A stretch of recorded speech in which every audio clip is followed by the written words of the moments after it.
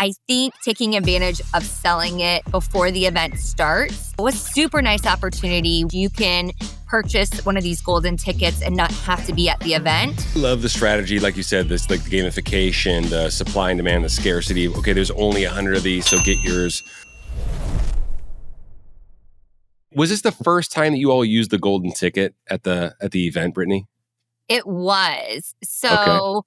we really took advantage of it. I feel like I had been hesitant at first, but now I'm a true believer in the golden ticket. Yeah. So our signature fundraising event for Quest is Wine Quest. And it's Yep. a 2-night event, really taking fine wines and spirits, fabulous food, and putting about 750 people in an event space in a ballroom. We've done revenue enhancers like wine toss and wine pull, have a silent auction already, have one for both nights of the event, do a live auction. But I really wanted to find something that was new, exciting, and would give our guests the opportunity to participate Yep. kind of at that $100 level. What was let me back up real quick though. What was the hesitance that you had before? Were you worried about you weren't going to sell enough tickets or, and I don't mind, and I'm not offended by any of it and neither will the audience, but yeah, what was the hesitance No, from? I think, as a fundraiser, you're always looking at your bottom line. You're wanting to net as much as you can. So there's a slight expense to it. And you're like, we got to make sure we have to cover this expense. We, didn't get a sponsor for it. And I know that's something maybe we can talk about, because I'm already thinking, oh, that's the way to go. And I know you've got success with that. But, the cost to it, we needed to sell 100 tickets. Would people be responsive to it? I think taking advantage of selling it before the event starts. Yeah. So it was a super nice opportunity. We actually went live and started pumping out on social media and on our e-blasts that you can take advantage. You can purchase one of these golden tickets and not have to be at the event. We'll pull the winner at the event, but you don't have to be present to win. And that was nice because we had a lot of pre-sales. So going into it, I knew we were covered. And it was within 72 hours that we sold out of the ticket. I'm like, we need more tickets. But of course, that's the draw of it. So, and then you were using your software. Who do you use for software? So we use One Cause. Perfect. So One Cause, and you set it up on your auction site, buy the golden ticket. How many, just getting the mechanics, Brittany, how many days in advance of Wine Quest, of the event, how many days in advance did you start selling the golden tickets? We put it live 3 days beforehand. Oh, the 72 hours. And it just sold, boom, 72 hours. So by the time we got to the first night, that Friday, we were already cool. If you could do it all over again, would you sell tickets more than 72 hours in advance? Or maybe next year, when you decide, I think we would have two different golden tickets. Have one at the $100 price point, maybe one at the $250 price point, or make a golden ticket exclusive, to maybe the Friday event attendees. So I think there's ways that we can maximize it. But I think if you're a little hesitant the first year, open it up 2 weeks in advance. It's not going to hurt. Yeah. Put it on your auction site. Yeah. I think it gets, I love that idea because, you did it in 72 hours. That's fast. That's amazing. I love the idea of getting money in the door pre-event because other than sponsorships, underwriting tickets and what have you, you can walk in with, 50% of your goal, 70% of your goal already done before the doors even open, for instance. But I just love the idea of the golden ticket opportunity, the strategy itself. Once again, you could sell out. You could sell $10,000 worth of tickets before the event even starts. And I just think it's just a massive opportunity to take advantage of for sure. And I think for us, this event, it raises almost $500,000 and we're very sponsorship heavy. So you have a lot of individuals that are coming on that sponsor ticket and they necessarily, don't have that connection to your mission. And it's that psychology of, okay, if I am going to make a donation because maybe my heartstrings aren't being pulled with the bid from the heart yet, but I will give $100 for the chance to win a fabulous trip. Yeah. And I will say the trips that we had, it was your choice of I had to print it out, but a Cabo all-inclusive and giving the variety. It was, they could pick from going to Cabo, a Kentucky bourbon trail, Tuscany with a wine delivery, or 3 nights in Sedona. And that was such a fun variety that it really spoke to a lot of people. So I think it was really good for our event demographic. It was a wide enough range to appeal to a big demographic. I love that. I think donors love options at the end of the day. I mean, we're obviously very heavily weighted in trips and experiences, but just, once again, just options in general, I think people in general really, really enjoy. You said, hey, we didn't have enough tickets, but it's still a win. You sold 100 tickets for $100, $10,000. That's a win. And we can talk about the corporate sponsorship or underwriting piece as well. Once again, when you get to go around the sun and do it over again, would you consider, because we have clients that do this and we have consultants and partners that suggest selling more than 100 tickets, once again, I say if you get to do it all over, when you do it all over again, will you consider selling more than 100 tickets because you have an event with so many people? I think we could go up a little, but I think there's such an appeal to be like my chance 1 in 100. Yeah. That psychology again. So if you have maybe 2 of them going at 2 of the different price points, but the smaller amount of tickets, you're just like more skin in the game. And maybe you buy 5 tickets because you feel like you're going to. So I like the 100. I think it's easy to advertise and it entices people to buy. Maybe that's why we sold out so quickly. Hey, everybody. Just wanted to interrupt the episode to let you know what Brittany's talking about with the golden tickets are HGA branded turnkey products that you can use as your golden ticket strategy at your next fundraising event. We've got a few different golden ticket options. Just go to our website or you can click on the link in the show notes. Check out the HGA Fundraising Golden Ticket strategies and products on our website. Go ahead and click the link in the show notes, and an HGA fundraiser will reach out to you promptly. Now, back to the show. I love the strategy, like you said, this like the gamification, the supply and demand, the scarcity. Okay, there's only 100 of these, so get yours. Now you can buy multiple if you want to increase your odds of winning. I think that's really, really smart. More mechanics, getting like really, really narrow focus. When did you announce the winner in the program, in the timeline, for instance, just for the audience to get some ideas on how you all did it?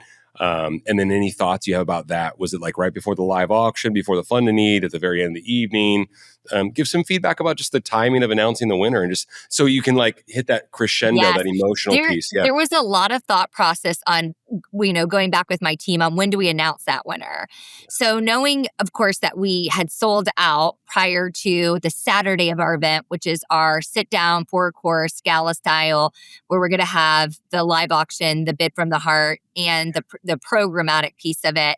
So we came up with the idea to say, let's announce this prior to the live auction.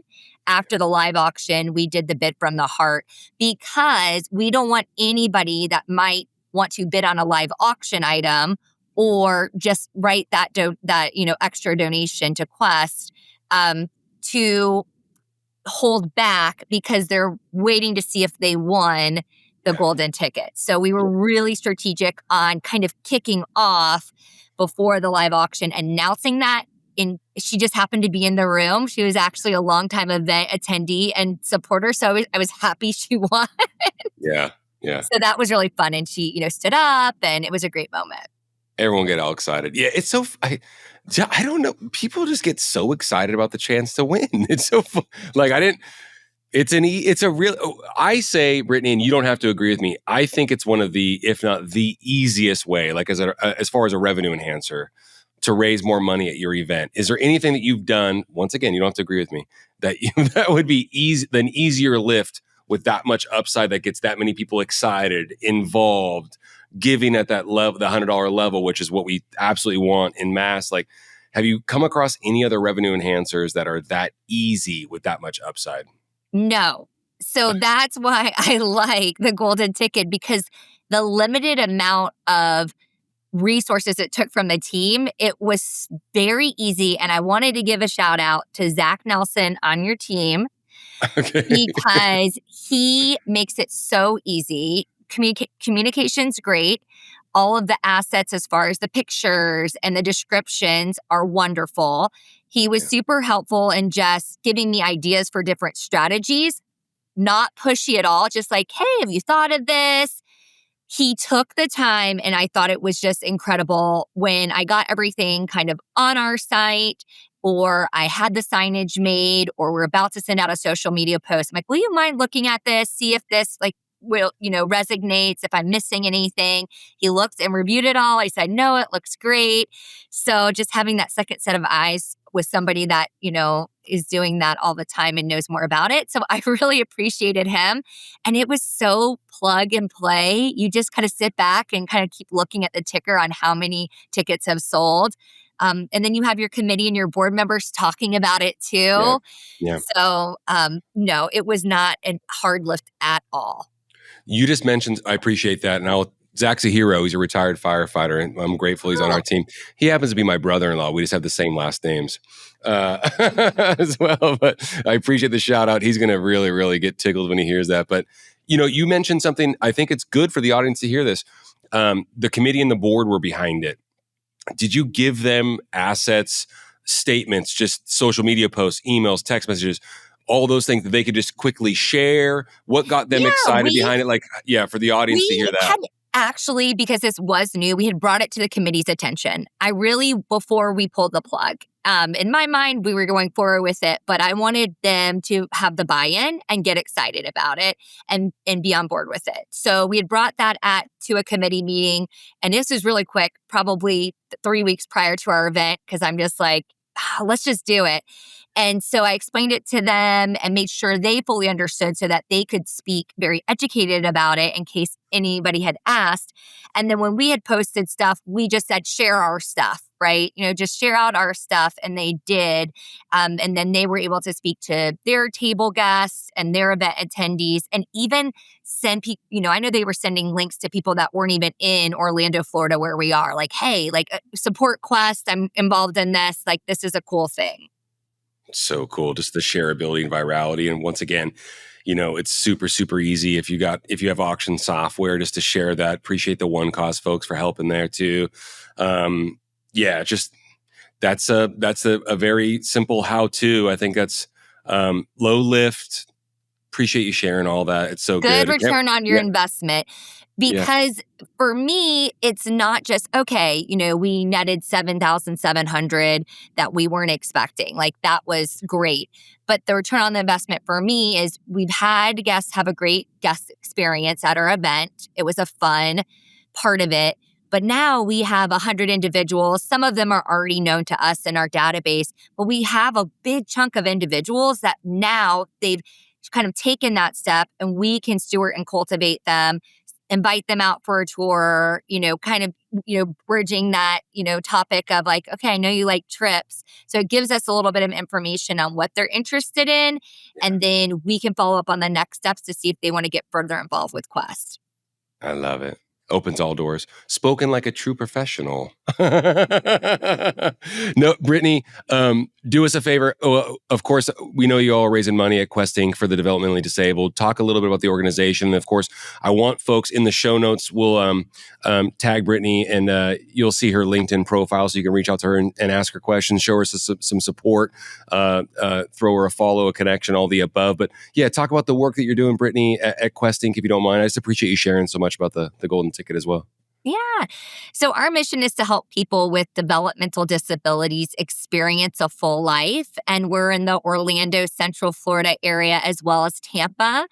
We have over 23 programs and locations, and the range of ages is all the way from 18 months old to, I believe our oldest individual we serve is 88. So it's a wide span, and we really want to provide those lifelong services. So whether it is something that's recreational, we have a really great camp out in Apopka, Florida, a special needs summer camp for children and adults, or it's our residential services where some of the individuals will actually live with us. We have housing. Maybe their loved one or caregiver can no longer take care of them. Maybe they're an aging parent and they need a safe and loving place for their child to go to. Quest is that resource for them. And so I love what we do. And I love our Wine Quest event because we bring out some of our clients to that. And so they get to participate and kind of have that fun engagement. We're big on community inclusion. So we want the individuals that we serve to be out, experience these events, have a good time, be able to socialize. And I think our guests really enjoy that too, to see them all dressed up and excited and to be on stage. I love it. That's awesome. I appreciate you so much for sharing. It's always been such a pleasure working with you all, and we look forward to doing it. So after you do your next golden ticket strategy, sponsorship, get it underwritten, all that stuff, this is your invite. You got to come back on and explain how you did that. Yeah, we'll this is your invite. Exactly. Yeah. I look forward to sharing our success with everybody else.